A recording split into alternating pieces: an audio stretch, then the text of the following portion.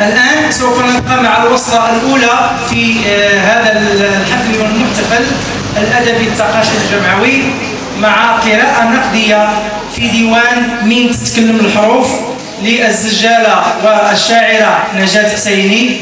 هذه القراءة النقدية تقدمها الأستاذة حبيبة زوغي، والتي تجشمت وعتاء السفر وعناء الطريق من مدينة الجديدة إلى مدينة سوق أربعاء الغرب. فتحية خاصة للأستاذة حبيبة. وللذكر فقط، فالأستاذة حبيبة زوغي هي زجالة وشاعرة وناقدة، لها إصدار كما أن لها كتابات ومطبوعات أيضا الصدور إن شاء الله. أما شاعرتنا والزجالة نجاة حسيني فإن ديوانها الزجالي من تتكلم الحروف هو بمثابة باكورة أعمالها، وإننا نحتفل به في موسم الباكور المغربي والغرباوي، فهنيئا لنا بباكور الطبيعة وبباكور الزجل، ولنتوكل على الله. تفضلي أستاذ. مساء هذه الوجوه المشرقة التي تنتصر للجمال وللبهاء.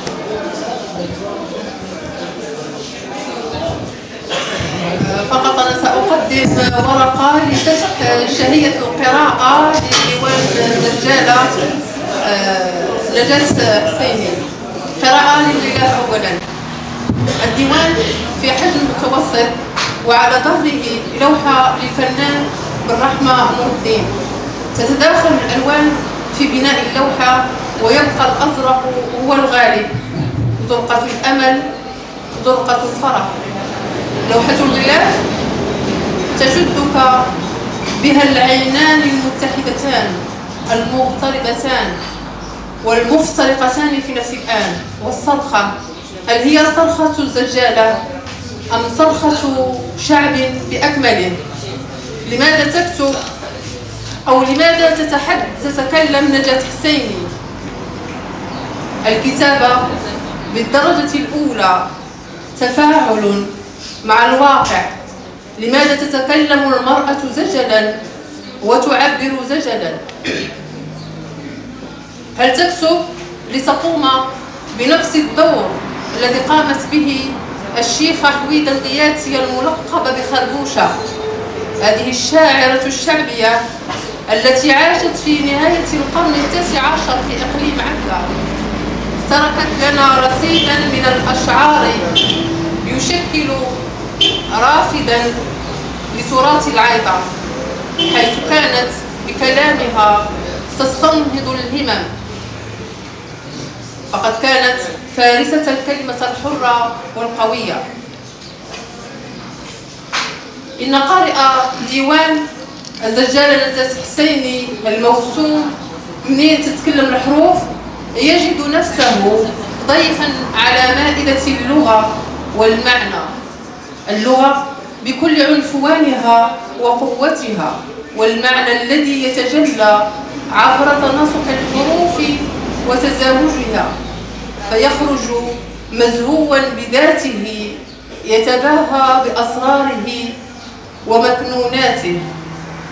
تقول الزجالة: شهيت نكتب قصيدة ماشي بحال القصايد.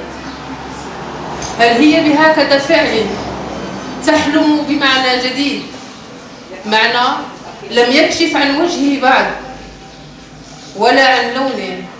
تبحث في بحر اللغة الغنية بالدلالات عن معنى تحاول أن تزوجه بعبارات جديدة، حيث تمتح من ذاكرة المنطقة التي تنحدر منها، ألا وهي مدينة وجدان. اللغة مقتطع من الذات أو لا تكون، فهي باللغة تعبر عن هواجسنا وأحلامنا، وبها تشكل المعنى المرغوب. فالشاعرة هنا لسان حال لكل النساء اللواتي لم تتح لهن فرصة الكلام. صوتها صدى لليوم ولنبض الشارع ولإحساس الزجالة المرهف. حينما تكتب الزجالة نجاة حسيني فإنها تصبر أغوار ذاتها الشاعرة، تنقب عن العمق بكل عريه وقوته، حيث تقول: أنا القصيدة الخارجة من الأعماق، لابسة الداوي ونمشي بلا زواق. شهوة الكتابة لدى الزجالة نجاة حسيني تكبر كلما دخلت مملكة المعنى، وهي تكتب تصرخ وتصدح بصوتها في وجه من يهمه الأمر: ما تقيش حرفي، ما تغطيه، ما تدير له كمامة، ما تحرفه، ما تلوحه في كمامة. إنها تحتوي الحرف بحنان الأم الرعوم، فهي أم فعلية للحرف تحميه، تحول بينه وبين كل من سولت له نفسه أن يحرفه أو يسكته أو ينفيه. إنها صانعة ماهرة تشكل من الحروف معاني عميقة وبأسلوب سلس وبجرس موسيقي يتماهى والإحساس، وبهذا تجعل أذن السامع ترهف السمع للكلام لتنقب عن المعنى، فالمعنى هو السلطان وهو الغرض من الكتابة الكلام، حيث تقول: شهيد نكتب قصيدة معانيها غاز وحكايم، اللي فهمها يعود بها هايم. وفي الأخير أقول بأنها تكتب بلغة حزينة وشفيفة، هذا الحزن الجميل الذي يسمو بالروح، روح الكاتب وروح المتلقي، كأننا بالقصائد مطهر يزيل عن مرايا الروح عفوا الضبابية الغالقة بها، وهي تكتب تعيد ترتيب الأماكن والأشياء. تكلمي واكتبي حتى نصل معك بسدرة المعنى، وشكرا.